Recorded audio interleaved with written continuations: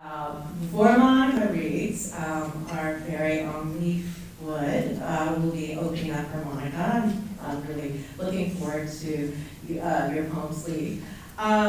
So before, I just have a few housekeeping notes. First of all, books are for sale in the back, so please buy Monica's brilliant books of poems in the back. And Paris is selling books. Also, we have 2 more readings after this. Douglas Kearney is reading on November 13th. And then Daniel Brzezinski will be reading on December 5th. And also please join our email list if you want to keep up with the Holloway series. So Monica is going to be reading for 30 minutes, and then there will be a 15-minute Q&A afterwards. Catherine, our grad coordinator, will be introducing Leif Wood, and Hyungtae will be, our grad student will be introducing Monica Youn. So now I would like to welcome Catherine.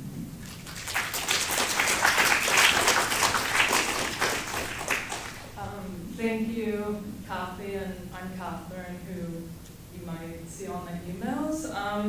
And before I introduce Leif, I just want to say that I thought a lot about the Holloway series yesterday. I thought about the Holloway series as I listened to a local poet who also was a former BART operator read a poem at a rally last evening for Palestine and in resistance of the ongoing genocide in Gaza for the last year, supported by the US government. I stood there and I thought, I sure hope the Holloway series is not at a remove from this poetics and the picket line.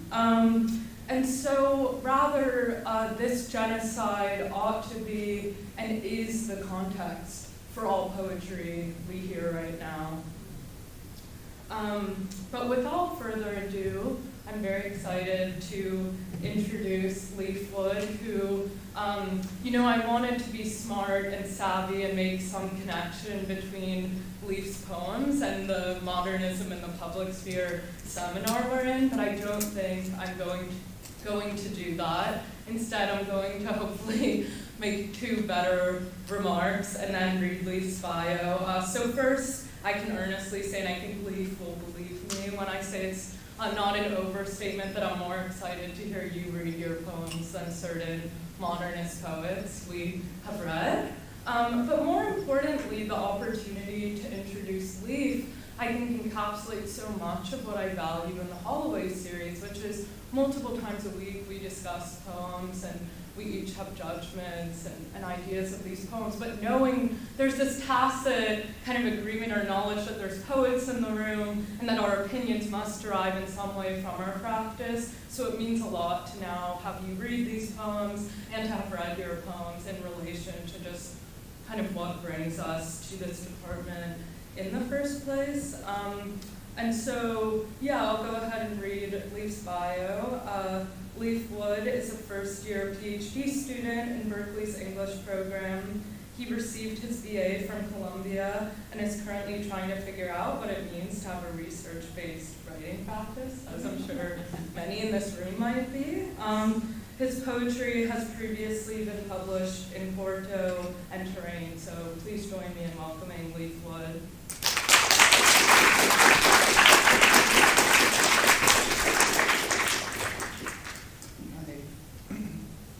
Thank you all for being here. Thank you, Catherine, for that really wonderful, kind introduction. Thank you, Kathy, for putting together this wonderful reading series. Thank you, Monica, for being the reason everyone's here today. Thanks for letting me steal your audience very briefly. I'm going to read 3 poems. The first poem has footnotes, so I'm going to read the body of the poem, and then I'll read the word that each footnote attaches to, followed by the footnote. Artery.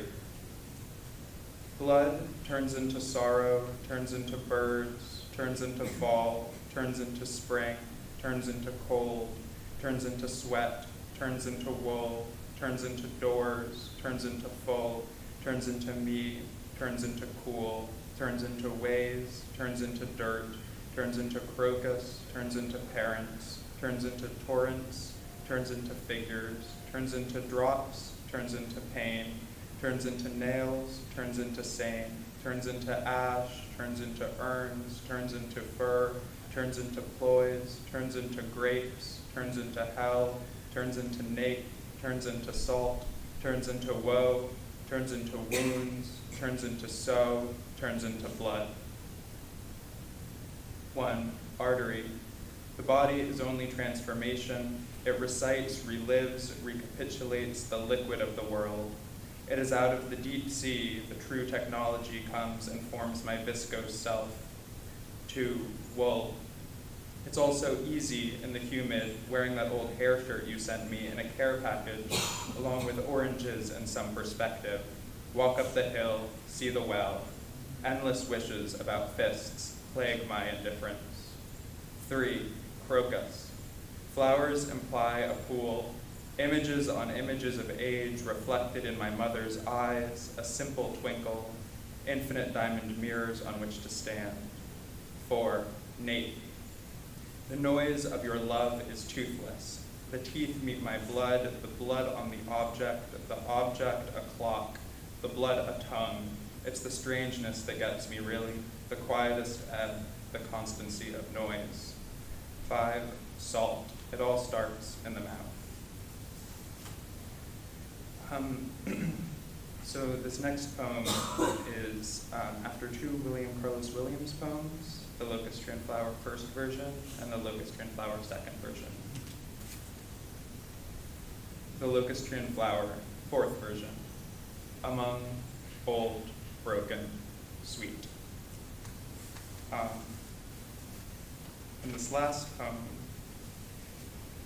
it's part of a longer poem in progress about Elpenor, a minor character from the Odyssey who gets drunk and climbs up on a roof and then falls off and dies.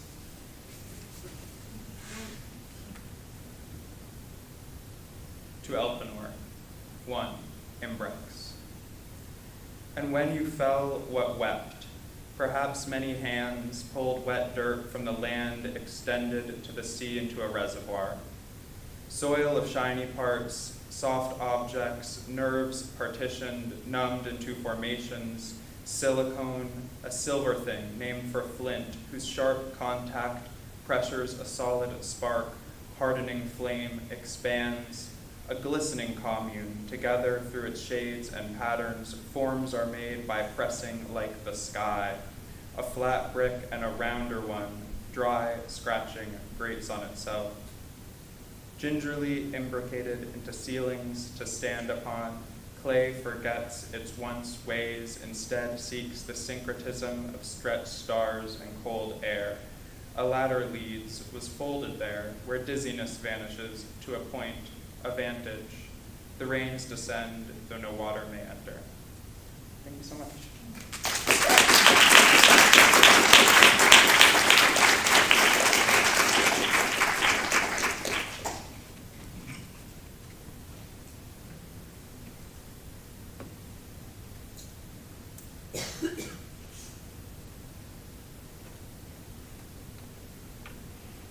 It's trafficking to think of the awesome reorganization of the Earth's unthinkable resources, both mineral and cognitive, that would have gone into what must have happened before it could be said that Anglophone poetry was able to explicitly imagine the existence of a, quote, Korean speaker, but to further articulate that existence dangerously enough in English.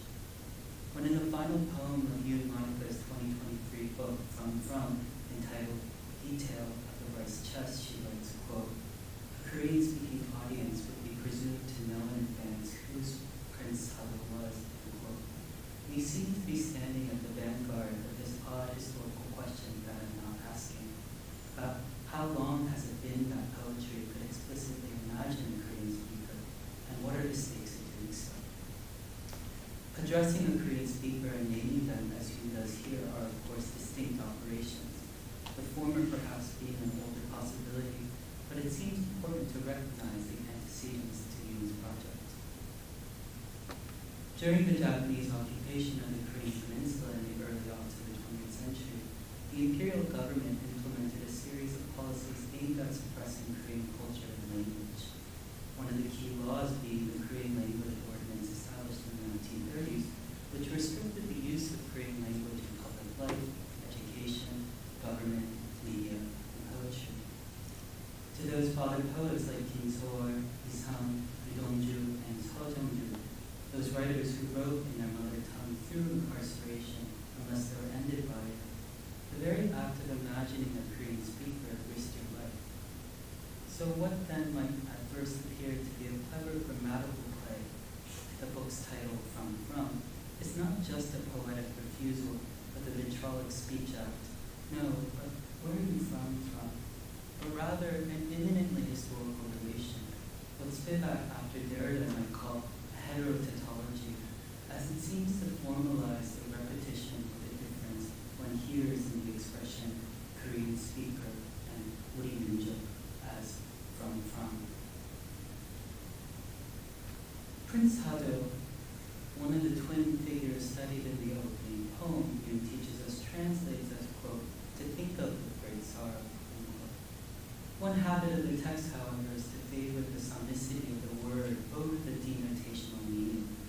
Section 2, for example, is structured around 8 sonograms, an invented form which is, quote, similar to an anagram, but generative rather than constraining. A sonogram is a poem in which the letters and sounds of the original word are omnipresent, but the poem is not limited to those words and sounds, end quote. If I could hazard a potential example, a sonogram with the names Hado itself might hear the pseudo-passive voice constructed in Sado, as in Sadode, as in, can I buy this? And this transactional sound helps us listen for the way in which the commodity structure explicitly enters into the final section of the book entitled In the Passive Voice, where in remarking on the site of Ocean Beach Scavengers, Youn writes, quote, this is what happens when you introduce a commodity into a natural environment. In the Passive Voice enlists the prose poem and its structure of first-person authenticity against what passive voice is famously thought to include, that is, grammatical subjectivity. Unlike the myth of white violence as an absent cause, the long prose poem is rigorously certain of its subject, the Asian woman, as both a cute commodity that the consumer tries to eat, person, not, but also the very agent of paradigmatic anti-black violence, per the inciting incident of the LA uprising. But if the sonnet has the volta, it seems Youn's prose poem has only history. At almost precisely the midpoint of the poem, Youn rips the sequence asunder with 2 devastating lines. Quote, today a 21-year-old white man kills 6 Asian American women and 2 other people at 3 Asian spas in the United area. Also today, they rename a playground in South Central LA after Tasha Horowitz. I once read that when the neighbors of the aromatherapy spa were interviewed for witness testimonies, they said that they had no idea what had occurred. They simply thought the gunshots were thumps on the wall. From, read by this Korean speaker might be prum, might be thump, might be. Please join me in welcoming Monica Youn.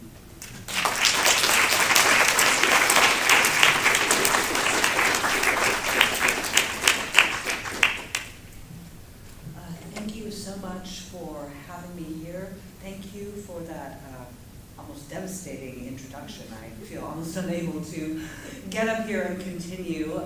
Thank you, Catherine, for your equally important and shattering introduction. Thank you, Leif, for sharing your poems with us. Thank you, Kathy, for inviting me. And thank you to Dana and Grace for the work done in bringing me here. And thank you all for showing up at what I know is really kind of, which is always a busy time of the semester.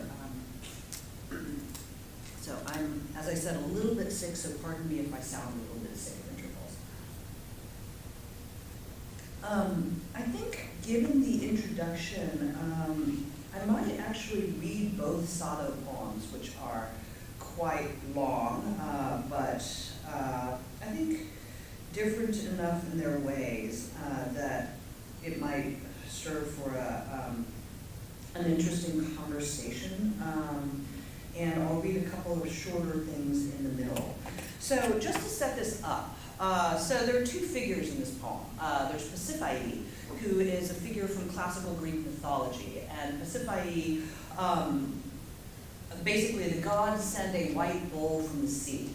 And Pasiphae is the queen of Crete. She is married to King Minos of Crete. And King Minos is supposed to sacrifice the bull. He does not sacrifice the bull, he keeps it. And so Pasiphae is cursed to fall in love with the bull. She hires the inventor Daedalus to make her a mechanical cow. She gets inside the cow, she is impregnated by the bull, and she gives birth to the Minotaur, which is later killed by the Greek hero Theseus. Now, Pasiphae is an interesting figure to me. One of the things I was doing in this book was looking at classical Greek mythology, which I used to be very enamored of as a kid, and I'm still enamored of, but was thinking about it in terms of nationalistic myths, in terms of the construction of the Asian other going back to the very beginnings of the West, and the way in which Pasiphae would have been part of that Asian othering. Asia is a Greek word. It refers to that area over there where we have colonies. Pasiphae is from Colchis. She would have been understood by the Greeks to be part of this decadent, taboo, magical, sexual, tradition that continues on through the crazy rich Asians of today. And then the other figure, of course, is Crown Prince Sado, who is an 18th century Korean prince. The history around him is disputed. But what seems to be true is that he was married to a woman who became known as Lady Hyungtae. They had a son who is known as the Grand Heir, and at some point he goes homicidally insane, and he rapes and kills perhaps dozens of courtiers. And because as a member of the royal family, his person is sacrosanct, the king is very limited in his options as to what to do with Sado. He can't really execute him, he can't really condemn him as a criminal, and so what the king does is he asks for Sado to appear before him and to apologize, which Sado does, and then the king asks for a rice chest to be brought. A rice chest is just what it sounds like. It's a box. It's about 4 foot by 4 foot by 3 foot. It holds rice. The king asks Sado to get into the box. He has the box later bound with rope. Grass is put on top, and about 8 days later, Sado dies. Study of two figures, Pasiphae Sado. One figure is female, the other is male. Both are contained. One figure is mythical, the other historical. They occupy different millennia, different continents. But both figures are considered Asian, one from Colchis, one from Korea. To mention the Asianness of the figures creates a racial marker in the poem. This means that the poem can no longer pass as a white poem, that different people can be expected to read the poem, they can be expected to read the poem in different ways. To mention the Asianness of the figures is also to mention, by implication, the Asianness of the poet. Revealing a racial marker in a poem is like revealing a gun in a story, or like revealing a nipple in a dance. After such a revelation, the poem is about race, the story is about the gun, the dance is about the body of the dancer. It is no longer considered a dance at all and is subject to regulation. Topics that have this gravitational quality of aboutness are known as hot button topics, such as race, violence, or sex. Hot button is a marketing term, popularized by Walter Kitchell III in the September 1978 issue of Fortune magazine. The term suggests laboratory animals and refers to consumer desires that need to be slaked. The term hot button implies not only the slaking of such desires, but also a shock or punishment for having acted on those desires. a deterrent to further actions pursuing such desires, and by extension, a deterrent to desire itself. Violence and sex are examples of desires that can be slaked, punished, and deterred. Race is not usually considered an example of desire. Both the female and the male figures are able to articulate their desires with an unusual degree of candor and specificity. Both are responsible for many sexual deaths. The male figure says, "When anger grips me, I cannot contain myself. Only after I kill something, a person, perhaps an animal, even a chicken, can I calm down. I am sad that your majesty does not love me and terrified when you criticize me. All this turns to anger. Your majesty here," refers to the king, his father. The female figure is never directly quoted, but Pseudo-Apollodorus writes that she casts a spell upon the king, her husband, so that when he has sex with another woman, he ejaculates wild creatures into the woman's vagina, thereby killing her. Although the punishment is enacted on the body of the woman, this punishment is meant to deter the king from slaking his desires. Both figures are figures of excessive desire requiring containment. Both containers are wooden. Both containers are camouflaged with a soft, yielding substance, one with grass, one with fur. Both containers are ingenious solutions to seemingly intractable problems. One problem is political, one problem is sexual. They are both the same problem. They have the same solution. The male figure waits in the container for death to come. He waits for 8 days. His son will live. This ensures the succession, the frictionless transfer of power. The female figure waits in the container for the generation of a life. We do not know how long she waits.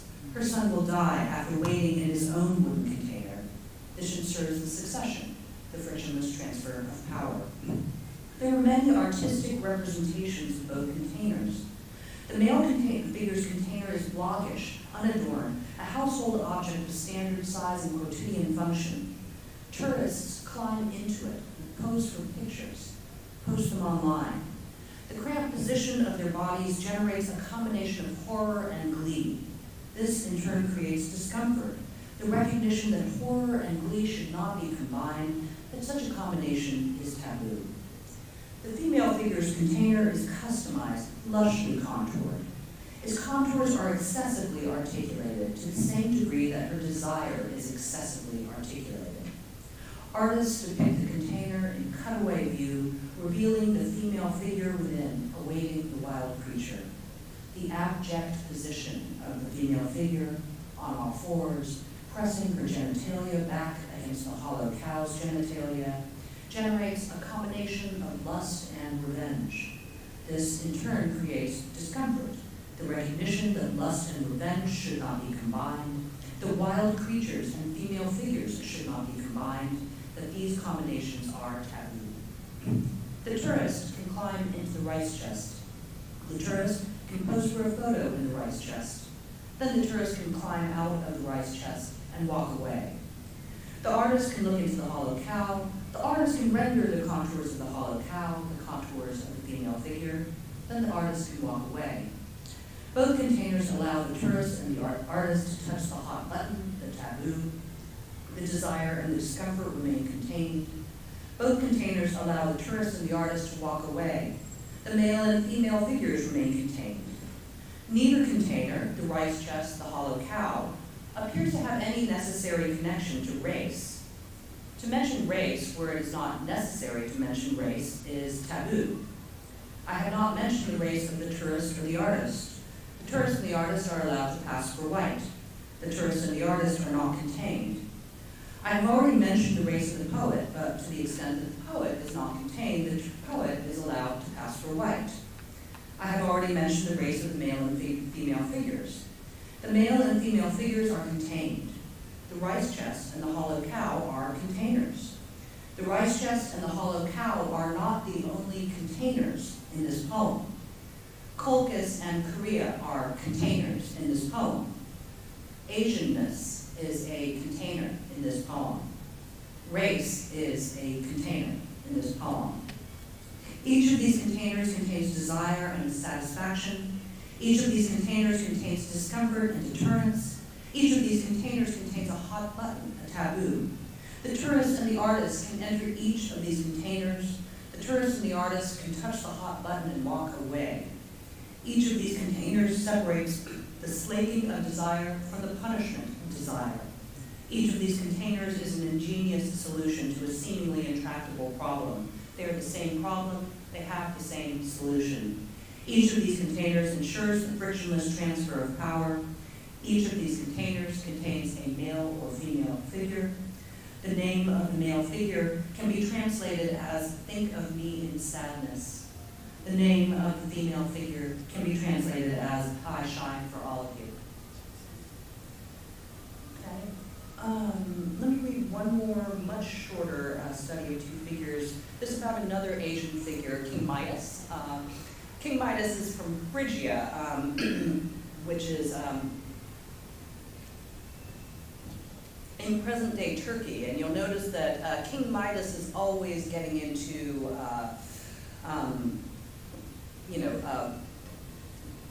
issues, snarls caused by is always getting himself into binds caused by hubris.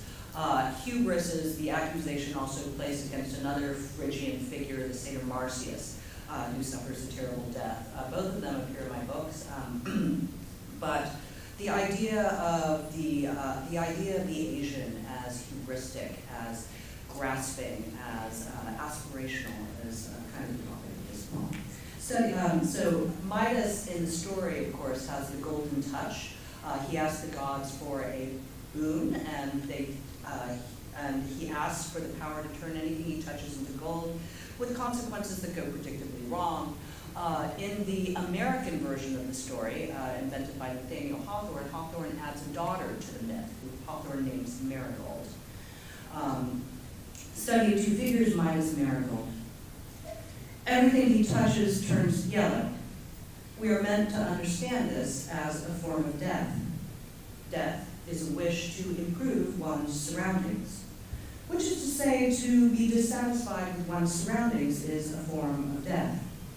To be dissatisfied with one's child, to wish to improve one's child, is to wish its death, her death. The dead child is unchanging, therefore beautiful, which is why we say that death is the father of beauty. He created her, then he created her again. His tears gild his gaze, they harden as they hit the ground, they are a tribute scattered at her perfected feet. Unlike other forms of grief, they are durable, portable. A currency they can be exchanged for other beautiful or useful things. His weighty head lifts a sunflower at mid-morning. The air glitters with particulate light. He takes a deep breath in, aspiration. A nebula of gold stars swarms into his open mouth. Gold spangles the moving darknesses of his blood, his lungs. Even the rivers in this country pave their streets with gold. I thought I'd read just one page from the 39-page essay in the passive voice. This is an essay I started reading kind of in March of the pandemic, or I started writing. I was at a residency watching, on the beach, watching people pick up shark's teeth in the middle.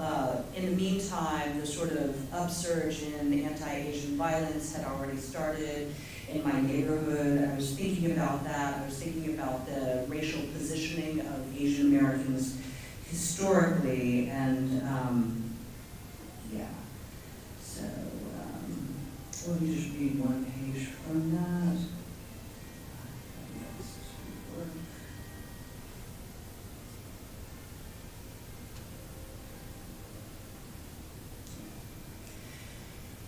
In April 2012, NPR's All Things Considered, sorry, let me stop. For those of you who don't know who Latasha Harlins is, Latasha Harlins was a 15-year-old black teenager, an honor student who who in South Central LA went one day to the local deli corner store to buy a bottle of orange juice for her grandmother. The shopkeeper, Dusunja, and her, Dusunja accused her of shoplifting. This led to an altercation. Latasha Harlins had the $2 to pay for the orange juice in her hand. She ended up walking out of the store, at which point Dusunja shot her in the back of the And then the judge in the case, Joyce Carlin, said that Dusanjah's reaction was entirely understandable and sentenced her to no jail time, only 400 hours of community service and a contribution toward funeral costs. So that's, and people think that this was one of the things that was stirring up tension before the LA uprising. In April 2012, NPR's All Things Considered asked me to be that month's news poet. You show up for the newsroom's 9 a.m. meeting, you listen as the team discusses what stories to feature in that day's broadcast. Then you have about 2 hours to write a poem based on that day's stories that you will read and discuss on the broadcast. I'm lucky, I guess. Is a news day rich in tropes and images? The blind Chinese dissident Chen Guangcheng escaping from a house surrounded by 24 security guards, thieves posing as women in burqas robbing a Philadelphia bank, 300 Priuses that have been purchased by the city of Miami found forgotten and rusting in a municipal parking garage. Quantification. The first line I write is about Natasha Harlins, the story that April 2012 marks the 20th anniversary of the LA uprising. But I write it thinking about Dusanjah. How much anti-blackness Dusanjah must have eaten, drunk, breathed, to have seen an honor student buying orange juice for her grandmother as a threat to her life. Sunja is the name of my mother's best friend, who had lent me a diamond tiara for my wedding, a tiara she had bought in the 80s for her newborn son's future bride. Turns out he's a confirmed bachelor, also my own marriage recently ended. I think about Du's purported fear, how she must have fed it, nourished it, cherished hopes for it, that it would grow from inkling to actuality, that it would manifest, apotheosize, fear as congruent to desire, both cut out a hole in the self, then go questing for a shape that will fill that hole, fill it. Like the incomplete circle in the missing piece, rolling along, singing its song. I think of Du assessing each black face, each black body that walked into her store, searching for the shape that would make her fear whole. How she taught herself to crave the weight of fear thudding into the pit of her stomach like certainty, like food. I write the line, fear is the coin dropping into its slot. I'm sitting cross-legged on the floor in a windowless office. I have 80 minutes left. Quantification. I don't feel capable of being explicit to figure out what I want to say, what I feel able to say about Natasha Harlins, about Dusanjah, about the LA uprising. I pull up a rhyming dictionary on my phone and surround the line with a villanelle, a guaranteed crowd pleaser. It's a crap villanelle. I think I'll salvage the line about Natasha Harlins, then I'll write a more worthy poem about her when I have more time. That was almost 9 years ago. It's been 30 years since her death, twice as long as she got to be alive. Today, a 21-year-old white man kills 6 Asian women and 2 other people at 3 Asian spas in the Atlanta area. Also today, they rename a playground in South Central LA after Natasha Harlins. I think I'll read one extremely short poem and one white long poem. Another symbol I was interested in this book is the symbol of the magpie, which is a traditional symbol of Korea. In East Asian traditions, the magpie is often considered a friend, a harbinger of good luck, a friend to lovers, to the proletariat. But in most European traditions, the magpie is considered a thief, bling-obsessed, a hoarder, sometimes even vampiric, which is sort of weird because there's actually no scientific basis for any of this. And there's a disease named after the magpie, pica. So pica is a disease where often pregnant women will eat things that have no nutritional value, such as chalk or dirt or metal. And this is, and the magpie is kind of named after this. The scientific name is pica pica. Parable of the magpie's name. Who was it who taught you to want what will not feed you, that you can not make a house by eating a wall. Okay, and then I'm going to read the last poem in the book. Returning to Prince Sado, who thankfully I do not have to explain about again. Detail of the rice chest. And this practice is based on a practice by C. Wright, where she would often take a detail from a previous poem and expand it into its own poem. So this is in some way an homage to her. Detail of the rice chest. In the 2015 Korean film, The Throne, the rice chest sits in the vast symmetrical courtyard of Cheonggyemun Palace. The film is called The Throne in English. In Korean, it is called Sado. A Korean-speaking audience would be presumed to know in advance who Prince Sado was. An English-speaking audience is presumed not to have this knowledge. Although this is a historical film, for a Korean-speaking audience, the well-known story functions as mythology at the level of symbol. For an English-speaking audience, the unknown story functions as narrative at the level of plot. There is an I in this poem. I know who Prince Sado is. I can read the Hangul word Sado, but I do not speak Korean. I am a member of the English-speaking audience. I know about Prince Sado from the memoirs of Lady Hyung, 1805, but I know about the memoirs of Lady Hyung from Margaret Drabble's The Red Queen, 2004. Margaret Drabble's The Red Queen is about Lady Hyung, but Lady Hyung was never a queen, nor is she associated with the color red. The name is misleading. The name of the film, The Throne, is also misleading. The film does not focus on the throne, it focuses on the rice chest. Like a magnifying glass, the stone courtyard focuses the gaze on the rice chest. The gaze increases in intensity and heat. July temperatures in Seoul average 84 degrees Fahrenheit with average humidity of 78%. I have been to Seoul in July. I have worn hanbok on a summer day, but only once. I have never seen a rice chest. The rice chest is a functional object and stands in contrast to the highly decorative architecture of the palace courtyard. Its plainness renders it inscrutable, impenetrable. Because of its oversized lid, the rice chest appears top-heavy, charged with kinetic potential. On its 4 small feet, it seems to be crouching on its haunches, to be hunkering down. Hunker down is a Scottish term that refers to squatting on the balls of one's feet, low to the ground but in readiness. It implies an apprehensive stasis, tense with the potential for sudden movement, poised to flee or to attack. I have hunkered down, but only once. Midway through the film, the rice chest is bound with thick rope, with a knotted webbing of 4 or 5 thicknesses of coarse fibrous rope. The quantity of rope exceeds the function of the rope to such an extent that the rope binding seems decorative, symbolic. I have been bound with rope, but only once. There is something almost comic about such an excess of rope to bind a single imprisoned and dying man, the way there is something almost comic about a circle of guns pointed at a single unarmed man.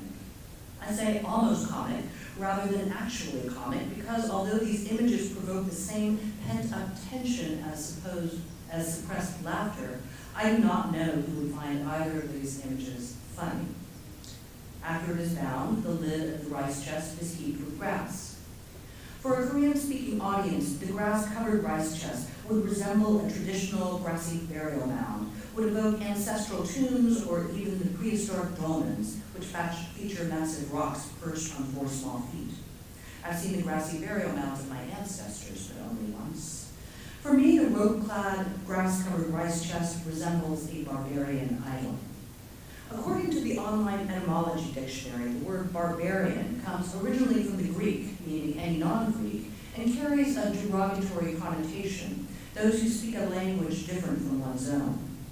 When I say barbarian, it means I find the rice chest foreign, inscrutable, although it is Korean. Koreans speak a language different from my own. In the film, the walls of the rice chest are made of thick planks with chinks between them that emit slim shafts of light drips of water. But the walls of Korean rice chests are made of solid panels of wood. Planks with chinks between them would admit pests, especially insects, into the rice chest. Such a rice chest design would not be functional. Partway through the film, we see a multi-legged insect enter the rice chest through a chink between the boards. The single insect is followed by a horde of identical multi-legged insects wriggling through the chinks in the walls. We understand the insects to be a hallucination of the dying Pensado. Their function is symbolic, the danger of allowing chinks in the walls. In the film, through the chinks in the walls, Pensado is able to see and to speak to his dog and to his 10-year-old son, the grand heir. But in fact, these incidents never took place. They are not hallucinations, but fabrications of the filmmakers, just as the multi-legged insects, the chinks in the walls of the rice chest, are fabrications of the filmmakers. The chinks allow the gaze to penetrate what would otherwise be impenetrable, to penetrate the inscrutable, barbaric figure of the rice chest, to reach the human inside.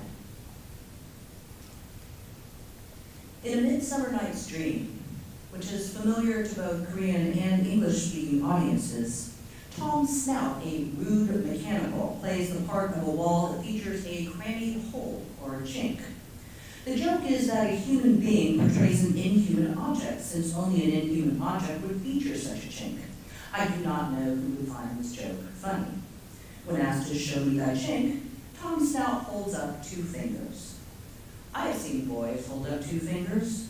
Calling me a chink, they would place their 2 fingers at the corners of their eyes, stretching their eyes into narrow slits through which it must have been difficult to see. They found this joke funny. I have seen men hold up 2 fingers. They would use their tongues to penetrate the chinks between their fingers, rendering the gesture obscene. The tongue thrust between the fingers reads as sexual, whereas an outthrust tongue without the fingers would be merely rude. Neither gesture is intended to be funny. Both the boys and the men would use their 2 fingers to symbolize my body, a body that without the chink might seem impenetrable. The primary meaning of the English word chink is a split or crack, a narrow fissure or valley. Chink also has a racially derogatory meaning, referring to a Chinese person, or by extension to any East Asian person, since an English-speaking person using a racially derogatory term would not be expected to differentiate among East Asian people. I have asked boys to differentiate among East Asian people. Upon being called a chink, I would say, "You're so stupid. I'm not a chink, I'm a gook." The Korean-American comedian Margaret Cho later used a similar statement as a punchline to a joke. I find this joke funny, and some members of a Korean-speaking audience might find this joke funny. I do not know whether other members of an English-speaking audience would find this joke funny.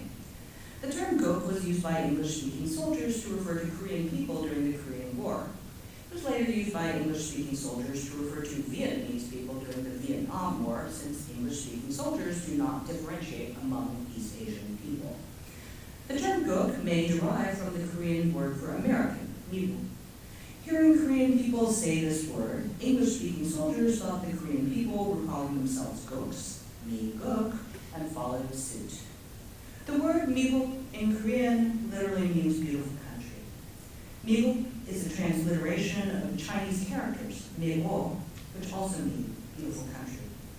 I know how to pronounce mibu, but not miwo.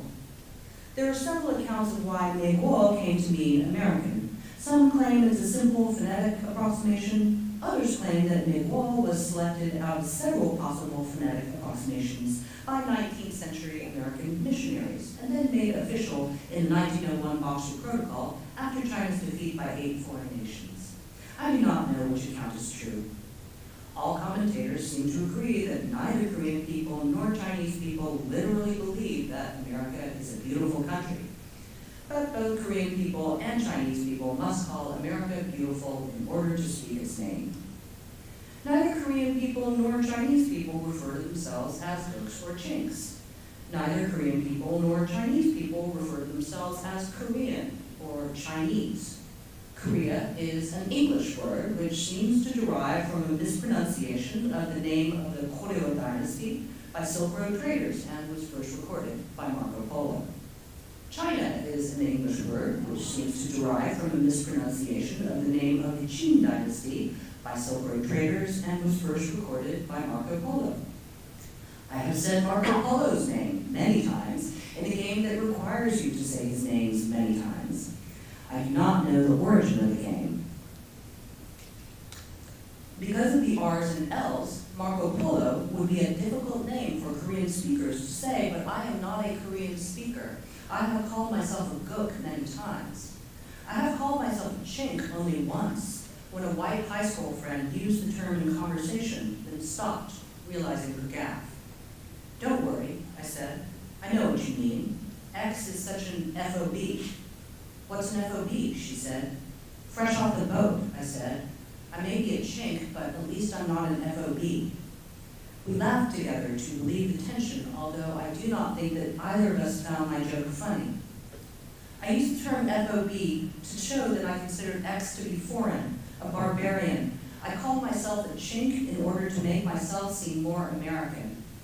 Fresh Off the Boat was my white husband's favorite television show during the time we were married. When we watched it, I hoped that laughing at the pushy Chinese immigrant mother on the show would lessen his dislike of my pushy Korean immigrant mother. I hoped that allowing my white husband to treat my parents as endearingly foreign, fresh off the boat, like the endearingly foreign TV family of Fresh Off the Boat, would make myself seem more American. None of the actors in Fresh Off the Boat are fresh off the boat. Nearly all of them were born in America. By pretending to be foreign, they make English-speaking audiences feel more American. My parents are not fresh off the boat. They have been in America for more than 50 years. They speak both Korean and English. A television is a box that allows us to put people inside it. The television is sometimes called an idiot box, from the Greek for a private person, from idios, meaning one's own. But those inside the box have no privacy. We put the inscrutable into the box so that they may be scrutinized. I made X inscrutable. I put X into the box. I made my parents inscrutable. I put my parents into the box. I decorated the box so it seemed foreign, barbaric. I made the box inscrutable so it seemed like a distant ancestor. I buried it so it seemed like a grave. I made a chink in the box that the gaze could penetrate. I stayed outside the box. I treated what was inside the box as a joke. I was the English-speaking audience. I watched Fresh Off the Boat on the idiot box. I watched The Throne on the idiot box. In The Throne, a parent puts his son in the rice chest. After the son's death, the rice chest is forced open. After the son's death, his mouth is forced open. 3 spoonfuls of rice are forced into his mouth, rice that might have kept him from starving to death in the rice chest. After the son's death, a name is forced into his mouth. The name is Sado, a name which has meaning for Korean-speaking audiences. I have said Sado's name many times. The son never called himself Sado. There was never a chink in the rice chest.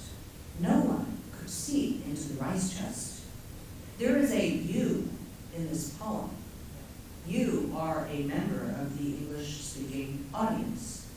I let you see into the box, into what is private, into what is foreign, into what is inscrutable, into what has been buried. I am the chink in the box.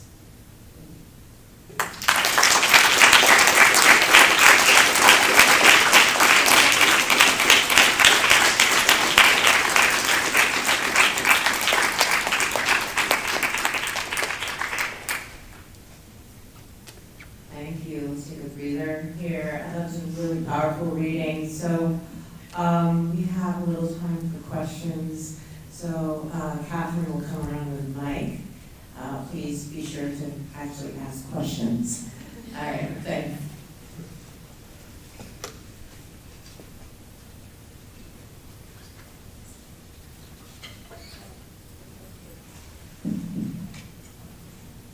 Hi, Monica.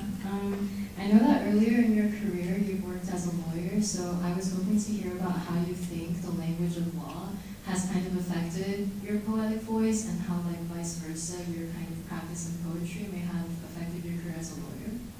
Yeah, I mean, I think that there are 2 aspects of law that really interest me and that are a big part of my poetic practice. One is kind of the historicity of language.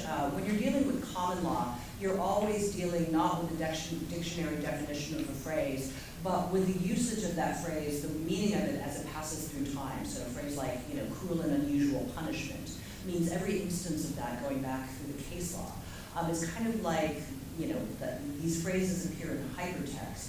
And I kind of very much bring that to my practice as a poet. You know, I mean, the idea that the medium, that we are working with a historical medium that is constantly changing, and that is one of the great benefits of being able to work in language. And I'd say the second thing is I'm interested in the way, I guess, statement, you know, performatives occur in law, so that, you know, law is often a form of analogical reasoning, but by making an analogy with the force of law behind it, you can make it real. The Supreme Court can analogize money as speech, but then they can make money speech. The Supreme Court can analogize corporations or people, but then by ruling they can make corporations people. So I'm interested in the way in which that sort of power rhetoric plays out. And you could hear in the study of Two Figures poems that you heard me read from today, I'm very much playing with that kind of the way in which the rhetoric itself creates a sort of rigidity that you can build on, even if the rigidity is kind of false. A lot of the statements I make in those two poems are false, but they sound convincing as long as you don't think too hard about them.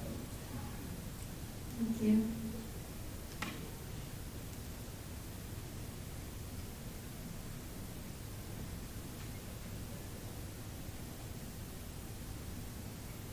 Hi, I'm sorry, I'm a little, frankly, starstruck, but your work really reminds me a lot of the Long Soldiers and this idea of wrestling, essentially using poetry as a vehicle for counter-narrative and to illuminate a history that has been buried.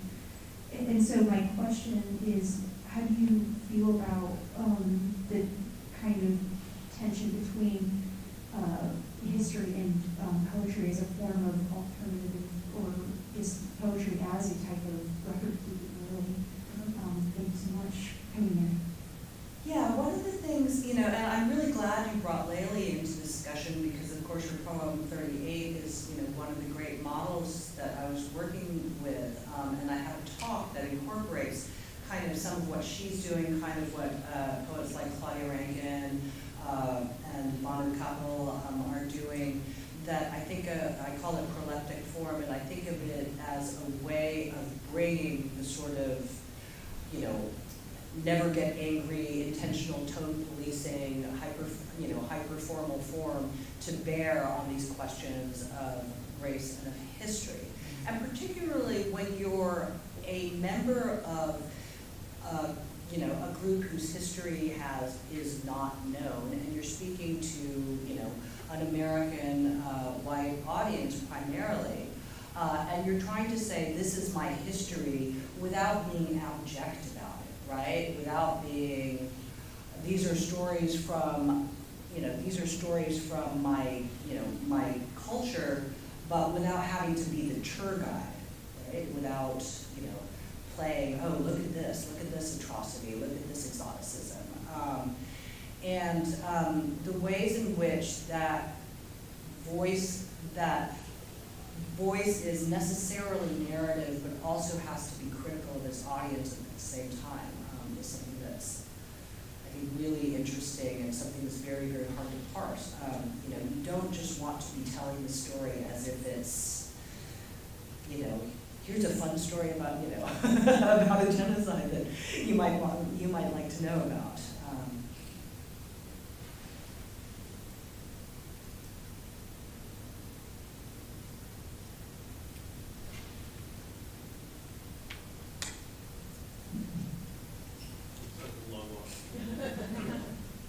So thank you, that was incredibly powerful.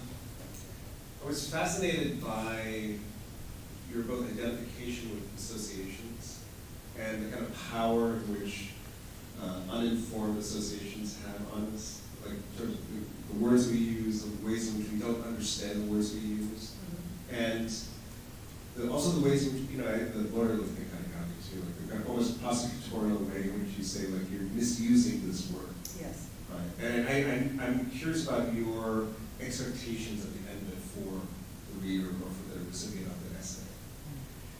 Are you talking about in the essay or in the poems? Well, actually both, because, Yeah, I guess- there's kind of a rhythm and a ramping up that you have. Right? Yeah.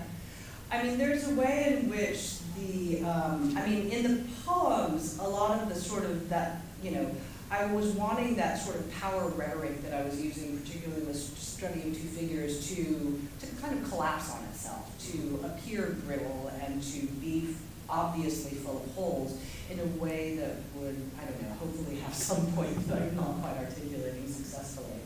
I think in the essay, the associations that I was flinging out are extremely varied.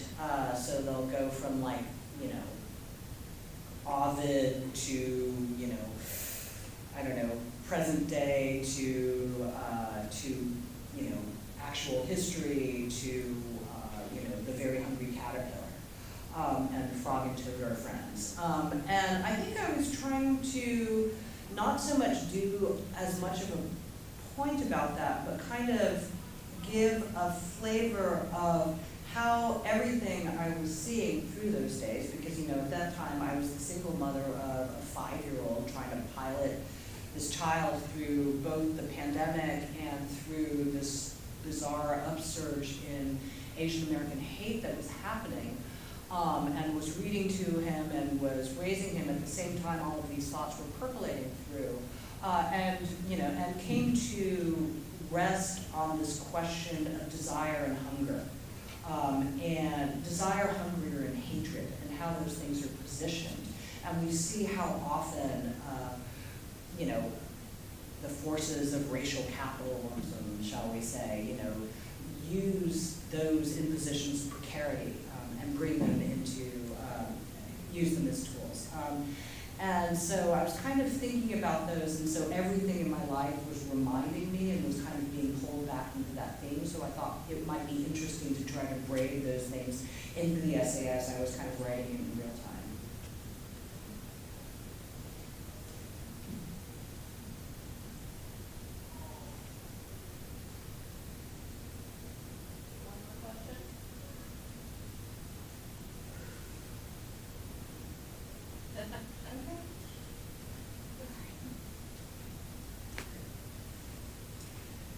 Thank you so much, and I guess we'll call it a night. Let's give one more